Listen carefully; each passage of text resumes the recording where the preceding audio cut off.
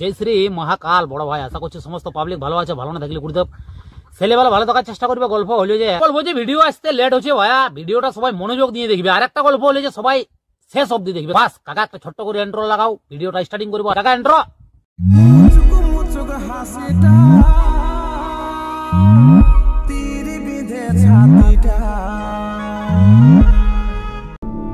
आइए देखते हैं बैठचंद मजा आएगा।